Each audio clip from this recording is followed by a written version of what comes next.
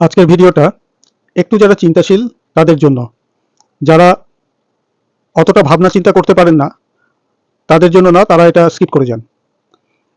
এই ভিডিওতে বলবো একটি বাচ্চার পড়াশোনার জন্য এবং ভালো রেজাল্ট করার জন্য কি প্রয়োজন। বাচ্চাটি ভালো রেজাল্ট করার জন্য সবথেকে বেশি প্রয়োজন সেটা হচ্ছে সেলফ স্টাডি, অর্থাৎ ঘরে বসে পড়াশোনা করা। এই ব্যাপারে কিন্তু বাবা মাদেরকেই উদ্যোগী হতে হবে। বাবা মাদেরকেই কাউকে না কাউকে সময় করে মনিটর করতে হবে যে বাচ্চাটা বসে পড়ছে কিনা। এবারে আসি শিক্ষকের কি রোল। শিক্ষক শুধুমাত্র ব্যক্তিত্ব দিয়ে বাচ্চাটার মধ্যে ইন্টারেস্ট গ্রো করিয়ে দেবেন, অর্থাৎ শিক্ষকের ব্যক্তিত্ব এত মিষ্টি হবে যে তার ব্যক্তিত্বের প্রতি আকর্ষণ বশত বা তার প্রতি ভালোবাসা বশত বাচ্চা সাবজেক্টটিকে আহরণ করা শুরু করবে, সাবজেক্টটিকে ভালোবাসা শুরু করবে।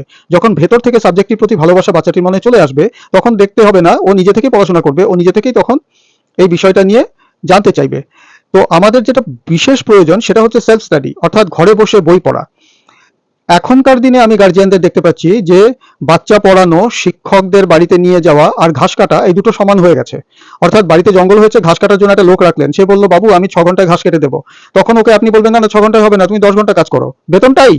বেতনটা ওকে 200 টাকা 500 টাকায় দিচ্ছেন, কিন্তু 6 ঘন্টা না 8 ঘন্টা বেশি ঘাস কাটা যাবে। তো ঘাস কাটার শিক্ষকতার ব্যাপারটা এক না, যে আপনি ওই 5,000 টাকায় খরচ করছেন অথচ শিক্ষক দুদিন আসলে বেশি পড়বে, বেশি শিখে যাবে, এটা ভুল ধারণা। শিক্ষকের কাজ হচ্ছে বিষয়টা তার মধ্যে এমনভাবে ঢুকিয়ে দেওয়া যে সাবজেক্টটা তার কাছে জলের মতো সহজ হয়ে যাবে। আপনারা যদি বেশি বেশি দিন শিক্ষকদেরকে ফোর্স করেন বাচ্চাকে পড়ানোর জন্য, রেজাল্ট যেটা হবে সেটা হচ্ছে বাচ্চা সেলফ স্টাডি কোনো সময় পাবে না। অঙ্কের জন্য 2 দিন যাচ্ছে, হ্যাঁ, সায়েন্সের জন্য 2 দিন যাচ্ছে, ইংলিশের জন্য 2 দিন, বাংলার জন্য 2 দিন। বাচ্চাটার কাছে সময় কোথায় থাকলো? তারপরে dance class, guitar class, karate class, swimming class, অনেক কিছু রয়েছে। আপনারা নিজেদের কামনা বাসনাকে সংযত করুন।